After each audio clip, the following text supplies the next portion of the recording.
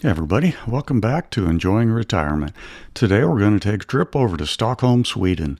We only have a day and a half there. It's the end of a 10-day trip to the Nordic countries, and we're going to make the most of it. So, hey, join us and we'll tell you what we did for a day and a half, and we think we did well.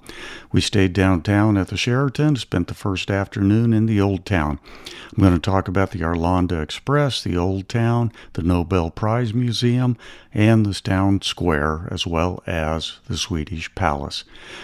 And long day. Next day we're going to hike on over, and we are going to go to Skansen and the museums there along the way. We're going to pass the poshest street in Stockholm.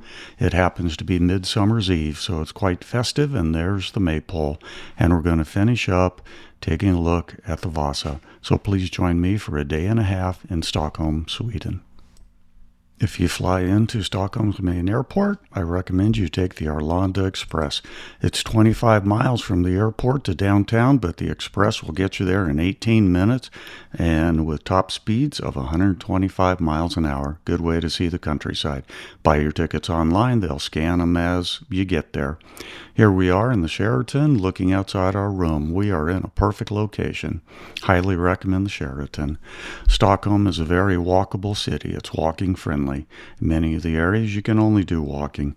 Way to the Old Town, we pass the Palace of Nobility from the 17th century.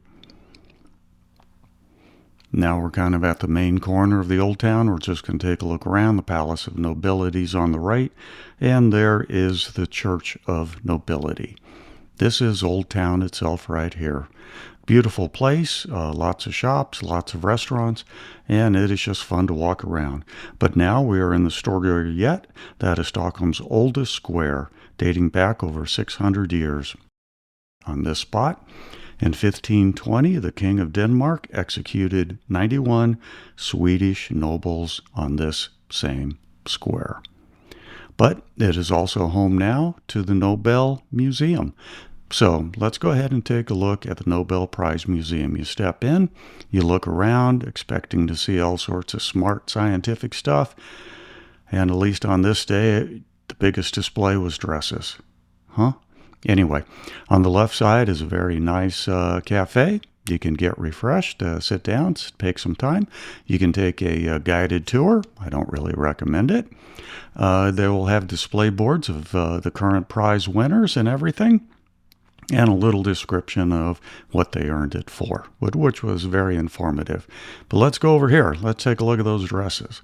Apparently, this is a dress inspired by the Nobel Prize for physics. Anyway, let's skip the dresses. Here are some donations from this year's prize winners. All in all, the museum is a collection of donations. Each prize winner is asked to bring something of their person related to their prize or not, but bring it and donate it to the museum. They have a little theater, very little, and it discusses some of the winners. They have one room dedicated to Alfred Nobel, his history, how he came up with the prize, how he made his fortune, and how he had it divvied up. Oh, by the way, if you're looking for the Nobel Peace Prize, it's not going to be here. That is over in Oslo, Norway. All right, here we go. Hey, there's a pair of skis. Well, like I said, this museum is really dedicated to the articles that the winners give the museum, donate to the museum, not necessarily on the science itself. See a lot of ties, hats, glasses, pipes, shoes, My wife enjoyed the museum. She wished it was more. It's just a single floor, kind of small. Oh, this was kind of cool. This was one of the Swedish winners, and he won it in 2020 for being the first to do the DNA sequencing of Neanderthals. So that was a good explanation, and that was actually, I thought, well presented. As you continue along, you will see some scientific instruments. most of which are not well explained and just a curiosity to me. Anyway, that cabinet right there, that belonged to Madame Curie. They do have a wonderful computer display right there. You can select any item in the cabinet, read about it, go into the gallery for some more pictures, and learn about what they won the Nobel Prize for. But they really only have about one of those per exhibition, so if it's crowded, you really can't see it. A lot of prison uniforms for the Peace Prize winners. And here is one of the winners discussing how the human mind works through the use of illusion and the ability to convince ourselves of an illusion rather than fact. Anyway, let's get back out to the old town. That part was fun walking around. So really enjoyed it there. There's a lot of good restaurants. There's your standard t-shirt shops, which I was kind of disappointed to see, but they have it. A couple of very fascinating amber shops for Baltic amber. Oh, yes, and they have 7-Eleven. Oh, these horses? These are called Dala wooden horses. Apparently, they are part of Swedish folk art dating back several hundred years. Yep, you want moose, reindeer burgers? You can get it. Swedish meatballs? I should have tried it, but I didn't. Nordic sweaters, Nordic wool? Yep, you can get it. There's St. Gertrude's Church. It was built in 1878. You can always know where you are by looking up at one of the intersections and seeing the steeple. Now, this place was just packed. I'm not sure why. Not sure if it was because of the churros or soft serve ice cream. Anyway, not far from the old town is the Royal Palace. By the time we got there, it was too late and they were closing, but you can still go into the courtyard, read a little bit about it, and just take a good look at this beautiful old palace. Then we're going to walk back to the hotel over one of the many bridges there, and there is the Swedish Parliament straight ahead right there. Well, we've had a long day. Waking up the next morning, we are going to walk over and take a look at Skansen. Here is one of the harbors, just beautiful. The street on the left, that is the poshest street in Stockholm. I believe that's the opera or the theater on the left, and then the street itself.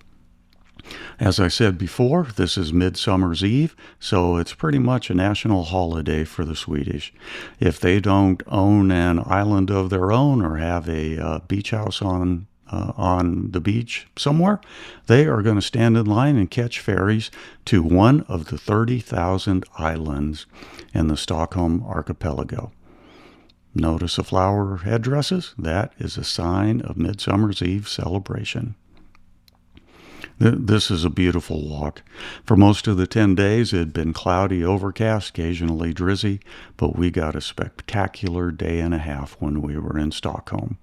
Just beautiful. Cross the bridge, look back one more time where we came from, and now we are on an island that used to be the king's private hunting preserve. Now it is host to several wonderful museums and Skansen, which is Sweden's largest and oldest outdoor museum. So that's where we're going to head first. Let's go take a look at Skansen. Immediately on your right is the Nordic Museum, dedicated to both Swedish and all Nordic country history from the present dating back to the 1500s. And now here we are at Skansen. A wonderful outdoor place. If you've ever been to Jamestown or other historical colonies where they have recreators and shops set up as they were, it's similar to that. Someone had the idea of capturing and bringing here old buildings before they were demolished. So what you're going to see are several original buildings that were in other parts of Sweden that were moved here, everything from the 1300s to the early 1900s and preserved here. Right now we're going to stop. We're going to take a look at a glass blowing facility that they have there. It's always fascinating to watch glass done, though I got to admit I have never been this close to a molten piece of glass. But it was fun. So here he is. He's got the glass. He's coating it with colored chips, and then he'll put it back in, melt it a little bit more, and right now he's going to blow it into a mold. They're actually making a stemmed pumpkin, though the orange right there is mostly from the heat of the glass. It is colored orange, and there he is. He just finished it. So that was fun to sit. Good way to get a break. All right, here is the shoemaker's house. The signs tell you how old the house is or the shop and when they moved it over here. So you get a really good glimpse of what buildings were like over the last several hundred years. This busy place, that is the bakery. And yes, they do sell current baked goods. Sign says that this was originally just a house, but they turned it into a bakery. Now here's a goldsmith shop. And we're going to go in. We're going to take a look at this 18th century house. There's the goldsmith side of it right there, that they have some of the historical displays set up. And on the other side is a woman demonstrating both gold and silver smithing. And you can walk around and take a look at everything. Here's a general store, printing press, apothecary, you name it. Basically, like an old general store. Here is a residence that dates back, I believe, to the 1700s and basically shows how a wealthy merchantman would have lived. Now, this building is from the 1600s, and it demonstrates what a wealthy Swede would have if he had a house on the coast or a summer house outside the city. Here's one of the newest houses, dates from the First World War when land was scarce and there wasn't a lot of money to go around. So the government invested in small houses with vegetable plots and farm lots for people to live on. Get up inside. Here is the food court area. Again, it's busy because it's Midsummer's Eve. And right now, there's kind of the center. There is the maypole. We missed it, but that is a very festive event a few hours before we got there. And one of the traditions is if you can't make it out to an island to have a picnic, well, you grab your family and you head down here and have your picnic. They also have various Nordic animals on display. In this case, a seal. Move on. We're going to find a moose. This is a very beautiful place. Oh, this place? This is a shop. This, I believe, is one of their oldest buildings, if not their oldest building. And it is dating back, parts of it, to the 1300s. All right.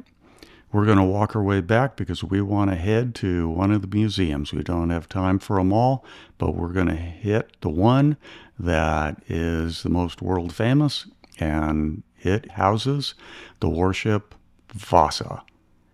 Now, I'm going to put out a separate video on the Vasa because it is a fascinating story, but I can't keep it out of this one, so let me whet your appetite. We're going to take a look at this ship. This ship was launched in 1628, and its total voyage time was about 20 minutes, 1,000 yards. A breeze came up, knocked it over, and it sank to the bottom of Stockholm Harbour. And there it laid for the next 300 and some years in perfect condition. And we're going to talk about that just a bit, but for now, let's just marvel at the workmanship and craftsmanship that is in this unique piece of history. Oh, and how large it is, and how large the museum is, and what a wonderful job they do displaying it.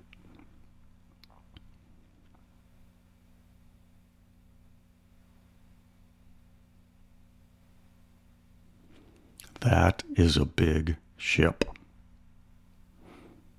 And you can walk pretty much all the way around it, I believe, on 5 or 6 different levels, so you can see it from any angle.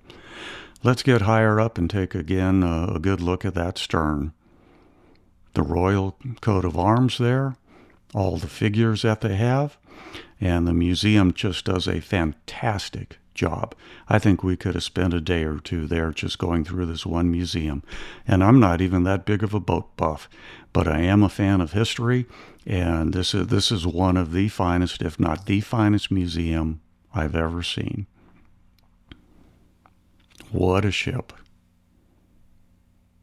And what a unique opportunity to see essentially a brand new ship from the 1600s. Look at that work that they did on it. Carvings everywhere, which of course was one of the reasons why it sank. All that wood is heavy, made the ship top heavy.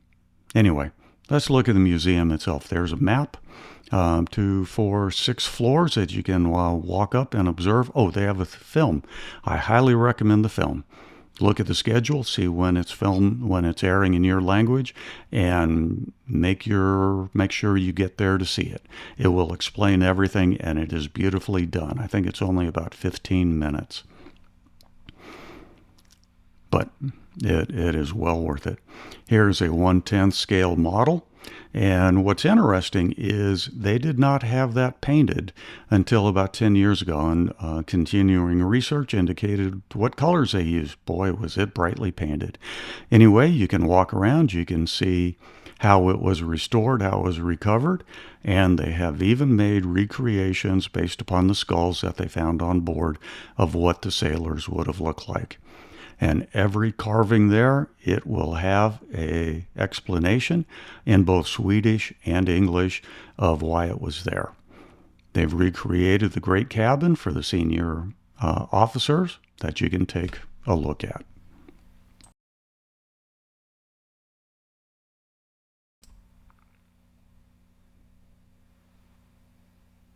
Just amazing. How ornate was that for the 1600s? Here is the upper gun deck. Again, part of the reasons why it sank was the king wanted 2 gun decks so that he could have, I believe it was about 62 cannon on this thing. Well, that made it top heavy and unstable for the size of ship it was, and that is why a light breeze sank it. There's a wonderful model, cutaway, showing what took place on each of the levels of this, well, what would have taken place on each of the levels of the ship. And here's a recreation of all the carvings in what they believe is the original paint, and of course the explanation of what it was. Fascinating museum. I may go back just to see that museum again. Well, we were tired, out of time, so we're going to make our quick walk back, but we are going to enjoy the sights as we do that. It's getting later in the evening. The restaurants are filling up. You can eat on a boat, eat on the side there. Oh, right there. This was the point where the Vasa sailed from. Well, for 20 minutes anyway. Nearly back of the hotel, we can go to the old town there on the left or the modern shopping district, and that is a walking pedestrian area. I'm not sure how long it goes, but it's miles, and oh boy. Once you've done a day like that, you are ready for a special Scandinavian treat. Anyway, hope you enjoyed this. Hope you got something out of it, and if what's your appetite to go visit Stockholm, I highly encourage it. I will be back. As always, I am enjoying retirement.